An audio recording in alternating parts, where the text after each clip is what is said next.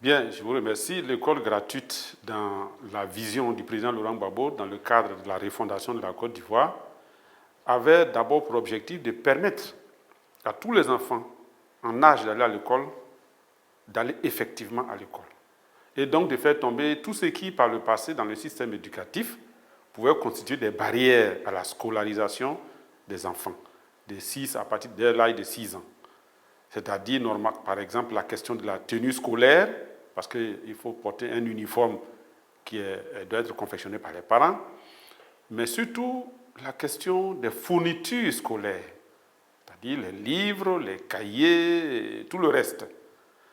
Eh bien, pour nous, en tant que ministère de l'Éducation nationale, notamment pour ce qui concerne le service qui est en charge de fournir les moyens de fonctionnement au ministère, il était question de soulager les parents de la nécessité d'acheter des fournitures scolaires.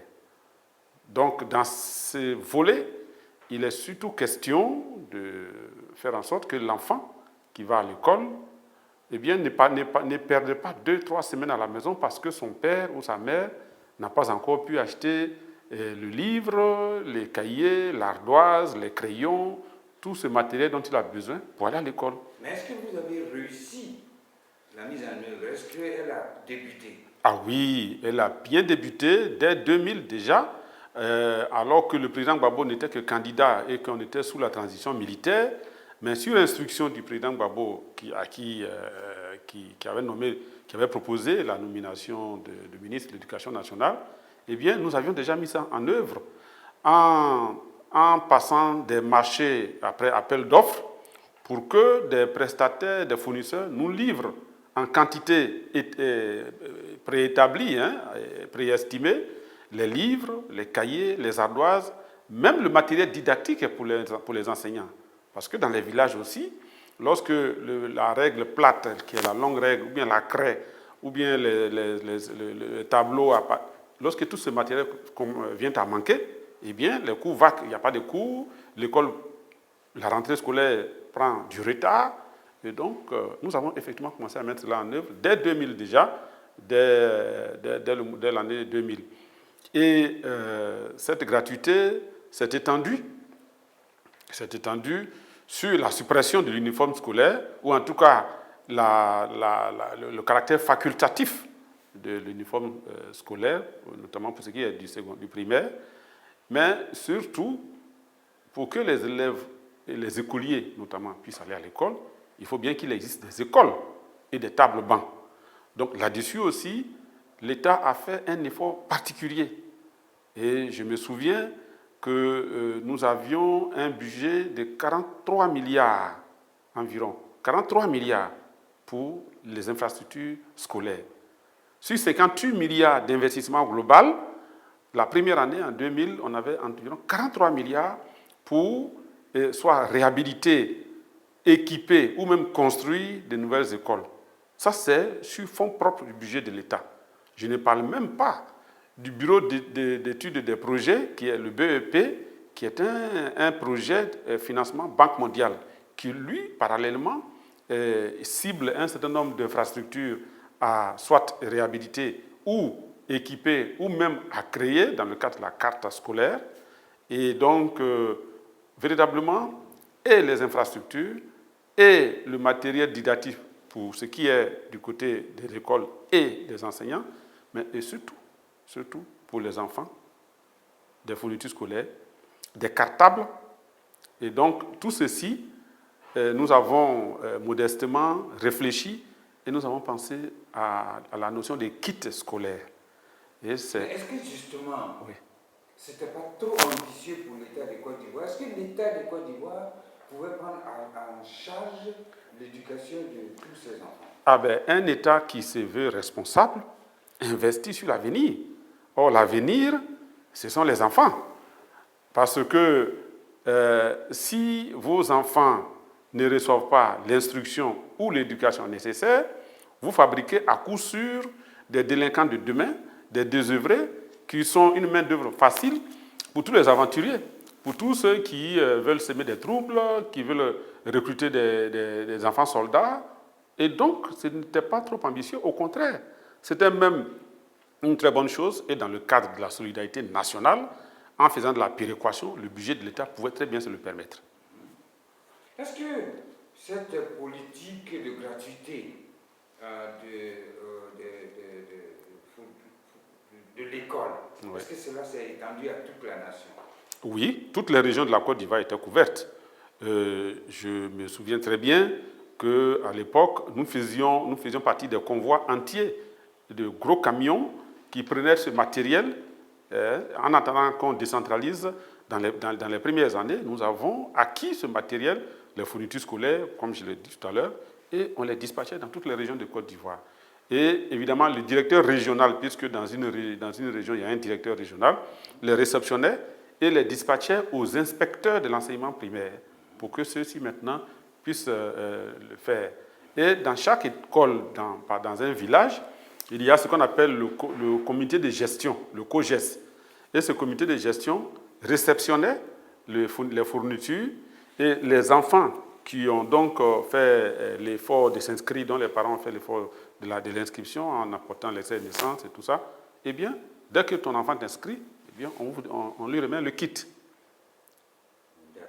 Voilà. Outre le fait que vous ayez été directeur administratif et financier du ministère de l'Éducation nationale, vous avez aussi été le premier président du Conseil général de Guiglo, dans l'ouest de la Côte d'Ivoire. Donc, vous avez une idée assez précise de cette politique de décentralisation dont on entend parler. Est-ce que vous pourriez nous en dire quelques mots? Oui, mais je voudrais d'abord rectifier en disant que j'ai été le premier vice-président du Conseil général de Guiglo. Dès sa création, nous avons été élus et j'ai été élu au poste de premier vice-président. Le président étant à l'époque le ministre Hubert Oulaye. Alors, comme chacun le sait en Côte d'Ivoire, lorsque le Front populaire ivoirien, fondé par le président Laurent Gbagbo, est arrivé au pouvoir, il a eu à cœur de rapprocher les centres de décision pour ce qui concerne le développement des personnes qui sont concernées. C'est-à-dire la décentralisation plus poussée. Parce que nous n'avons pas, nous ne prétendons pas être les premiers à avoir envoyé la décentralisation en Côte d'Ivoire. Il y avait quand même les communes en Côte d'Ivoire depuis 1980. Alors, donc, je disais que la décentralisation est une idée du Front populaire ivoirien, une décentralisation plus accentuée, plus poussée, de sorte que les centres de décision concernant les questions de développement soient rapprochés non seulement des populations, mais que les populations aient leur mot à dire et qu'elles s'approprient les décisions qui concernent leur devenir. Et dans ce cadre-là, une loi a été votée à l'Assemblée nationale et des conseils généraux et des conseils régionaux étaient prévus, mais pour aller doucement, le pouvoir du président Gbagbo a préféré commencer par d'abord les conseils généraux qui épousent le contour d'un département. Donc, par département, il y a un conseil général. Et donc, en 2002, nous avons été élus comme la toute première équipe du conseil général de Guiglo, qui est à l'ouest de la Côte d'Ivoire, une région forestière. Quelles étaient les compétences réelles d'un conseil général? Qu'est-ce qu'un conseil général faisait qui était si différent de ce que le ministère de ce que le gouvernement aurait pu faire? Ben, il était question surtout que les différents ministères techniques du gouvernement transfèrent leurs compétences en matière de développement local à ces conseils généraux. Donc, par exemple, en matière d'infrastructures, ce qu'on appelle les services sociaux de base, l'école, les dispensaires, ce qui est proche de la population urbaine et villageoise, eh bien, plutôt que ce soit le ministre de la Santé qui vienne construire un centre de santé dans un quartier d'une ville comme Guiglo ou bien dans une sous-préfecture, c'est plutôt les populations qui décideront désormais que ici, 3 villages se sont entendus pour installer un centre de santé là pour couvrir les populations de ces 3 villages, par exemple. Ça, c'est ce que le transfert de compétences qui est l'essence même de la décentralisation dans ces domaines-là. Pour construire une école primaire, il n'est plus nécessaire que la réunion se fasse à Abidjan, au ministère de l'Éducation nationale, et qu'on décide que dans tel quartier, à Gagnoa, à Djoabougou, ou bien à Babré, ou bien à Djiglo, dans le quartier Nikla, qu'on puisse faire une école primaire. C'est les populations elles-mêmes qui, dans le cadre de réunions du Conseil général, eh bien, décident et approuvent le plan de développement qui est proposé par l'équipe qui dirige.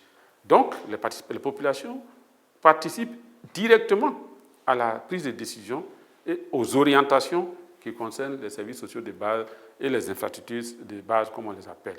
De même, pour ce qui est de la gestion du patrimoine foncier, les forêts, comme on dit, les terres, qui sont souvent source de problèmes, eh bien, le Conseil général, pour ce qui est à Djiglo par exemple, va créer des comités de développement local, les CODEL. Et ces comités-là, qui vont regrouper, on peut s'étendre sur une sous-préfecture, ou bien sur un canton, donc par exemple 5 à 10 villages, eh bien, ils vont se réunir et pour ce qui est de la délimitation forestière, les partages, tout ce qui concerne, tout ce qui amène quelquefois les litiges là, pour que ces comités puissent connaître de ces problèmes-là. Donc, l'ambition, c'était de faire en sorte qu'il y ait, pas totalement ce qu'on appelle local government dans le système anglophone, anglo-saxon, mais qu'il y ait quand même une possibilité donnée aux populations de réfléchir et de choisir ce qui est bon pour leur devenir, ce qu'elles estiment être bon pour l'école, pour la santé, pour, par exemple, un programme de vaccination, pour la délimitation de la forêt, et même pour forer, et puis avoir un droit de regard sur ce que l'État va venir faire, par exemple, dans la matière. Bilan. Est-ce que ça a été un succès? Tout à fait. On peut dire que cela a été un succès, toutes choses étant égales par ailleurs. Lorsque on a commencé la décentralisation en 2002, il fallait que les ambitions soient nourries par des moyens. Mais n'oublions pas que seulement 2 mois après la mise en place des conseils généraux, il y a eu la balafre qui a été infligée à la Côte d'Ivoire à travers la tentative de coup d'État du 19 septembre 2002. Et depuis cette date, malgré la situation difficile qui a été faite, notamment que le pays a été coupé en deux, et que tout ce qui est recettes fiscales, douanières, et tout ce qui peut être généré comme taxes que l'État pourrait prendre pour faire face aux charges publiques, eh bien, pour toute la partie nord, tout ceci échappait désormais au contrôle de l'État. Et en revanche, l'État devait supporter les infrastructures dans ces zones-là. Et donc, malgré cela, les conseils généraux ont fonctionné dans les zones anciennement assiégées par la rébellion. Au Guinée, Korogo, Bouaké, tous ces conseils généraux ont fonctionné correctement. Alors, il y a eu donc cette situation incongrue où des gens ont coupé un pays en deux et dans le souci de la paix, le président Gbagbo n'a pas voulu se séparer d'eux et les abandonner à leur propre sort. Il a étendu les conseils généraux et la décentralisation dans ces zones-là. Résultat, eh bien, le produit des impôts de la partie contrôlée par le gouvernement servait à maintenir la vie dans la zone contrôlée par les rebelles. Et du coup, plutôt que de partager, par exemple, 100, 200, 300 milliards aux conseils généraux, on va partager la moitié, puisque l'autre moitié reste dans la main des seigneurs de guerre, des chefs de guerre qui sont aujourd'hui au pouvoir. Je dirais, vous avez également été directeur départemental de campagne du président Laurent Gbagbo dans un des départements de l'Ouest ivoirien, précisément à Bleuquin. Pendant les élections, on a parlé de fraude, de beaucoup de fraude. Où est-ce que vous pouvez nous en parler un peu? Oui, il y a malheureusement à déplorer que nous avons, par souci d'aller à la paix, eh bien, il n'y a pas eu la seule chose que la rébellion devait faire avant qu'on aille aux élections, à savoir le désarmement des rebelles et leur encasernement. Il n'y a pas eu cela. Et la rébellion n'étant pas une armée structurée avec un commandement réellement unique, il y avait en plus des effectifs qu'eux-mêmes ils connaissaient, mais il y avait des supplétifs, puisqu'ils c'était un ramassis de chiens de guerre et de mercenaires qui étaient venus attaquer la Côte d'Ivoire. Et ces gens-là étaient à l'affût. Et aucune région, en réalité, n'a été épargnée. Je peux dire que le bourrage, ou les tentatives de bourrage d'une, pour ce qui nous concerne à l'ouest, il y a eu effectivement tentative de bourrage d'une, il y a eu des attaques pour empêcher le déroulement normal du scrutin dans la zone de l'ouest, mais dans la zone nord et centre, eh bien, on ne peut même pas parler d'élection, dans la mesure où nos collègues directeurs de campagne dans ces zones-là, certains n'ont même pas pu être présents dans leur localité pendant le deuxième tour, notamment au deuxième tour. Donc, effectivement, il y a eu des fraudes massives qui ont entaché les scrutins dans ces zones-là. Normalement, ces fraudes massives, comme on a pu le constater, eh bien, lorsqu'on les extrait, eh bien, le résultat est clair, c'est le président Laurent Gbagbo qui a gagné. C'est le président Laurent Gbagbo qui a gagné, et c'est ce qui explique, de mon point de vue, et je pense que beaucoup partageront ce point de vue avec moi, c'est parce que les faits, comme on le dit, qui sont têtus, vont prouver à terme qu'il y a eu un véritable coup d'État le 11 avril 2011 pour renverser un président démocratiquement élu, que dès le premier jour, l'ONU, par la voix de son représentant en Côte d'Ivoire, a estimé qu'il n'était pas nécessaire de recompter. Et que le secrétaire général des Nations Unies a pu dire que c'était une injustice de recompter les bulletins. Et à partir de ce moment, on a bien compris que ce qu'on appelle d'habitude la communauté internationale avait choisi son camp. Et elle ne voulait pas du président Laurent Gbagbo. Il avait gagné, tout le monde le savait, mais ils avaient un autre agenda et c'est ce qu'ils sont en train de dérouler. Malheureusement, ils voient bien aujourd'hui qu'une chose est de forcer la main pour prendre un pouvoir, mais autre chose est de gérer et de diriger un peuple qu'un leader a pris soin d'éveiller en 10 ans. En 30 ans d'opposition politique, Laurent Gbagbo a éveillé les consciences des Ivoiriens et a porté la conscience politique des Ivoiriens à un niveau tel que les baïonnettes, les calaches et les bombardements ne peuvent pas et n'ont pas pu ramener les gens à une peur transit qui peut les faire accepter n'importe quoi. Résultat des courses, nous sommes dans un blocage total aujourd'hui en Côte d'Ivoire. Le pays est profondément divisé, plus divisé même qu'il ne l'était avant l'élection présidentielle, et les tenants actuels du pouvoir nous donnent l'impression d'avoir une patate chaude dans la main, ils ne savent pas très bien où la mettre, et plutôt que de s'asseoir pour qu'on en parle, ils préfèrent la fuite en avant, ils préfèrent rouler les mécaniques, ils préfèrent vociférer, ils préfèrent menacer, procéder par méthode dilatoire. Bon, tout ceci ne mène pas bien loin, ça ne peut pas prospérer.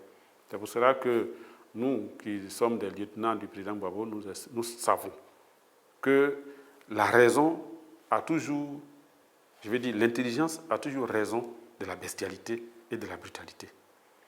En politique, c'est beaucoup plus la matière grise que les muscles qu'il faut en prendre. Vous avez été cité dans un rapport de l'ONUCI comme entretenant des miliciens. Qu'en est-il exactement? Bon, alors, c'est la situation de la Côte d'Ivoire, ça. Ce rapport, j'en ai entendu parler, je ne l'ai pas lu, mais je me dis, en 2002, lorsque les rebelles sont arrivés en Côte d'Ivoire, qu'ils ont fait le coup d'État, tenté le coup d'État du 19 septembre, et qu'enfin, ils sont arrivés à l'ouest de la Côte d'Ivoire en novembre-décembre 2002, eh bien, c'était la débandade, les populations, avec les massacres qui s'opéraient, avec les exactions, avec les destructions et les pillages, les populations se sont retrouvées en brousse. Dès qu'il a été possible de se frayer un chemin, d'ouvrir un couloir humanitaire, la première chose que moi j'ai faite, c'est de prendre au moins une dizaine de tonnes de riz, donc de nourriture, de vivres et de non-vivres, pour apporter à ses parents, qui étaient regroupés dans des lieux, dans des églises, dans des camps, un peu partout abandonnés à eux-mêmes.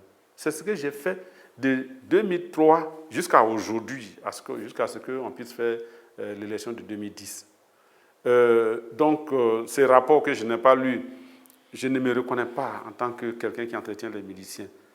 Au demeurant, si je m'en réfère à la définition du mot milice, les seules milices qu'on a connues en Côte d'Ivoire, au temps du parti unique, le PDCI avait une milice. Et lorsqu'il y a eu le multipartisme, le PDCI a supprimé sa milice. Le seul parti aujourd'hui qui a des milices en Côte d'Ivoire, c'est le RDR du président Alassane Ouattara. Ce sont ces seules milices que nous avons connues en Côte d'Ivoire. Et ces milices-là, elles ont pignon sur rue aujourd'hui parce qu'elles ont été aidées à se faire une vigilité ou en tout cas à se donner une certaine légalité par le coup d'État d'avril 2011. Mais cela étant, moi, Tchéidé Jean Gervais, je n'ai jamais entretenu de milice.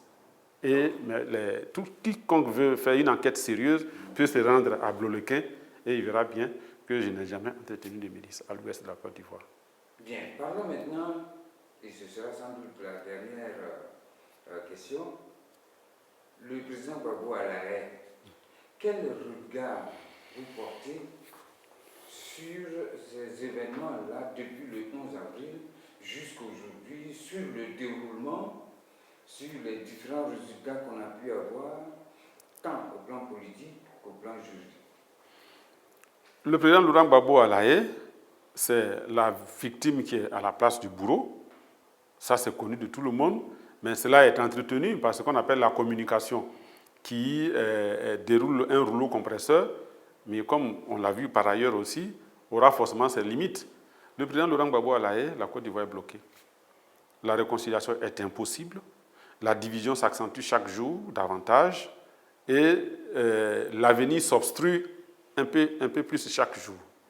C'est ça le résumé de la situation. Le pays est bloqué. Au-delà des mirages qu'on voit avec les réalisations, notamment des infrastructures, que certains qui n'ont pas conscience d'être des directeurs des travaux en réalité finis, dont ils se targuent, eh bien, au-delà de ça, là, eh bien, la souffrance de la population est énorme, la popularisation s'est accrue et la tension couvre sous la cendre. Et nous pensons que s'il y a des gens de bonne volonté qui réellement sont soucieux de la paix dans ces pays, il serait bon que la CPI, voyant elle-même qu'elle ne détient aucune preuve pour aller même à un procès contre Laurent Gbagbo, elle rendrait un grand service à la Côte d'Ivoire et par la même occasion, elle va redorer elle-même son blason en libérant purement et simplement Laurent Gbagbo, et mieux en lui confiant la mission de venir participer en Côte d'Ivoire à la réconciliation, pour qu'on puisse dire que la communauté internationale s'étant rendue compte qu'elle s'est trompée dans tel cas, eh bien, elle s'est rattrapée et cela a permis. Pour qu'on puisse inscrire au moins un jour à l'actif de cette communauté internationale quelque chose de positif. Voilà ce que moi je peux dire sur le président Laurent Gbagbo à la CPI. C'est une gigantesque injustice qu'il est temps de corriger parce que les injustices débordent sur des troubles et à n'en plus finir. Or, on n'a pas besoin de cela et je ne pense pas que ce soit le vœu et le souhait, ou en tout cas l'objectif de ceux qui gèrent ces pays aujourd'hui. Vous êtes un cadre de l'Ouest. Récemment, un autre cadre de l'Ouest, le colonel Gaoudi, oui, a fait une déclaration surprenante parce qu'il est député du parti au pouvoir. C'est ça. Il a estimé que le peuple ouest est aujourd'hui esclave sur ses propres terres. Oui. Ça a été un coup de tonnerre. Est-ce que ce que dit le colonel Gaoudi, est-ce que vous avez ressenti cela, vous aussi, en partant à l'Ouest? Bien, le colonel Gaoudi vient nous trouver dans une situation, il se réveille un peu sur le tard, c'est vrai, il est fils de la région, mais à l'époque, il était certainement occupé à animé la rébellion pour pouvoir arriver au pouvoir. Mais sinon, le fait que les terres de l'Ouest soient envahies par des ressortissants de la CEDEAO ne date pas de la crise post-électorale de 2010-2011. C'est depuis la tentative du coup d'État du 19 septembre 2002 qui s'est muée en rébellion, qui a abouti, après des tractations, à la création de la zone de confiance, qui est beaucoup plus située à l'ouest.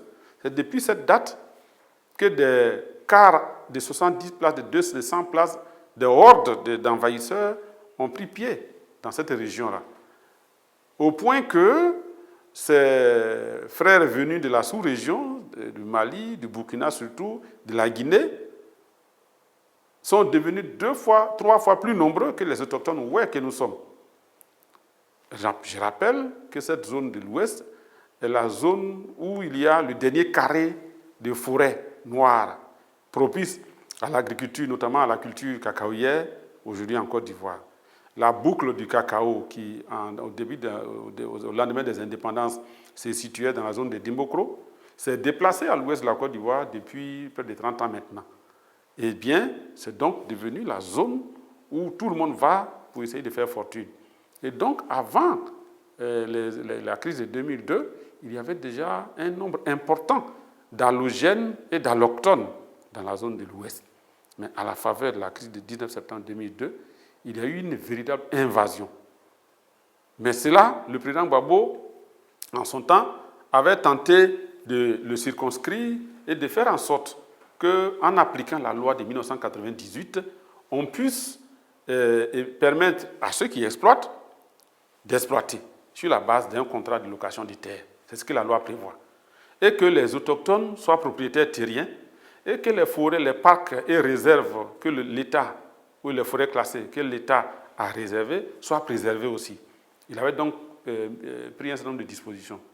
À la faveur de la crise post-électorale de 2011, je vous dis, ce n'est plus 10 cas de personnes qui sont arrivées, mais c'est des centaines de convois qui arrivent chaque jour, au moins 4 par semaine, qui arrivent dans la zone de Bloleke, de Giglo, de Toulepeu, de Taï, de Diokwe, Bangolo, Ma et autres, pour prendre possession des terres, quelquefois par la force de la Kalachnikov, ou alors par des mesures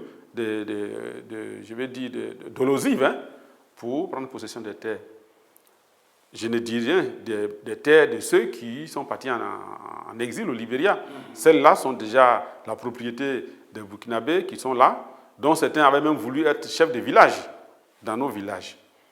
C'est donc peut-être une nouveauté pour le colonel Gaoudi Oulata, mais nous, cela fait 10 ans que nous dénonçons cette situation et que nous essayons d'y remédier. Et normalement, après l'élection présidentielle de 2010, on allait pouvoir trouver une formule, toujours sur la loi très très consensuelle de 1998, qui a été prise sous le président Bédié. Et bien sûr, la base de cette loi, eh bien, un programme allait être mis en place, en œuvre, pour sécuriser les exploitants agricoles, sécuriser les propriétaires terriens autochtones et que la paix revienne. Mais là, de véritables bombes à retardement ont été disséminées un peu partout. Et notre crainte aujourd'hui, c'est qu'elle éclate en cascade d'ici quelques temps. Merci. Merci infiniment.